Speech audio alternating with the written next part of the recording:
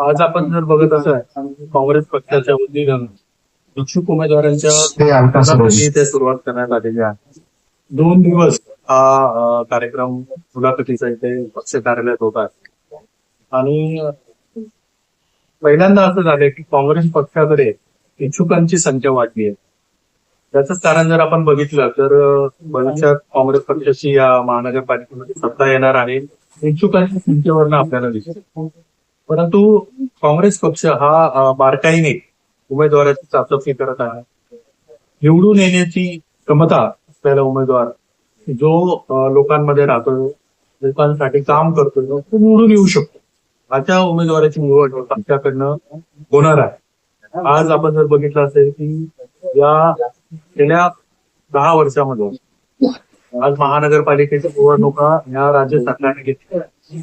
त्या निवडणुका घेतल्या नसल्यामुळं या शहरामध्ये बरेचसे प्रश्न हे रस्त्याचे असतील, विजेचे असतील, गटारीचे असतील, त्या समस्या इथं निर्माण झालेल्या आहेत. परंतु भविष्यामध्ये काँग्रेस पक्षाची सत्ता इथे येणार आहे. त्या माध्यमातून या शहराचा आणि या परिसराचा विकास काँग्रेस पक्षाच्या वतीनं इथे झाला.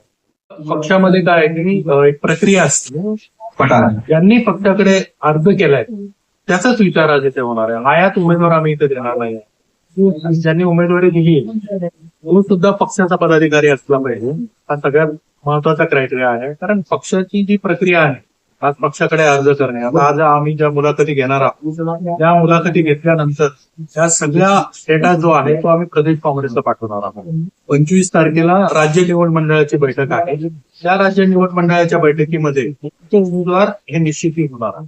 निश्चितच आपण जसं म्हणाला की प्रशासक जेव्हापासून या महानगरपालिकेवरती आहे, आज रस्त्याचे प्रश्न असतील, धुळी असेल, ट्रॅफिक असेल, अत्यंत ह्या ज्या समस्या आहेत त्या समस्यांमुळे नागरिकांना प्रचंड मनस्ताप सहन करावा लागतो. आणि एक अभ्यासू नगरसेवक ज्याला या प्रश्नांची जाण आहे असे उमेदवार काँग्रेस पक्षाच्या वतीनं तिथे देण्यात येतील. ज्यांच्यामध्ये निवडून येण्याची क्षमता आहे, जो पक्षामध्ये सक्रिय काम करतोय, जो लोकांसाठी काम करतोय आणि ज्याला त्या प्रश्नांची जाण आहे असाच उमेदवार काँग्रेस पक्षाकडे देण्यात. जे निरीक्षक आहेत बाबा नितंद्रजी दहाडे, अत्यंत अनुभवी निरीक्षक लातूरला प्रदेश काँग्रेसने दिलेला आहे. सर्व गोष्टींचा अभ्यास हे आणि जिल्हा प्रभारी म्हणून आम्ही अभ्यास करून प्रदेश काँग्रेसला या उमेदवारांची शिफारस करणार. त्यांनी जसं सांगितलं की तो पक्षाचा निष्ठावंत असावा, अभ्यासू असावा, प्रश्नांची जाण असावी आणि सोडवण्याची कॅपॅसिटी असावी ही अवस्था झाली. या सर्व बाबींचा विचार करून ही उमेदवारी फायनल. 100% जुने आणि नवे दोन्हीचाही संगम साधला जाणार. जास्तीत जास्त तरुणांना देण्याचा प्रयत्न राहील आणि हीच भूमिका आमच्या पक्षाची आणि सर्वांची. नवोदितांना जास्त संधी नाही, परंतु जुन्यांनाही न विसरता संगम साधण्याचा प्रयत्न केला जाती.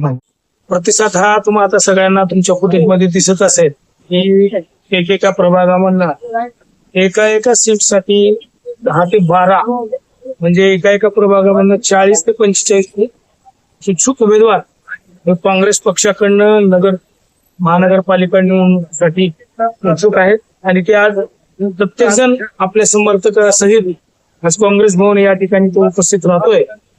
पक्षाला त्याला तिकीट द्यावं आणि महापालिकेमध्ये पक्षाचं प्रतिनिधित्व त्याला करता यावं ह्या उत्साहापोटी आणि ह्या इच्छेपोटी तो या ठिकाणी उत्स्फूर्त अशा पद्धतीने या ठिकाणी सर्व काँग्रेस पक्षाचे उत्सुक उमेदवार या ठिकाणी उपस्थित आहेत.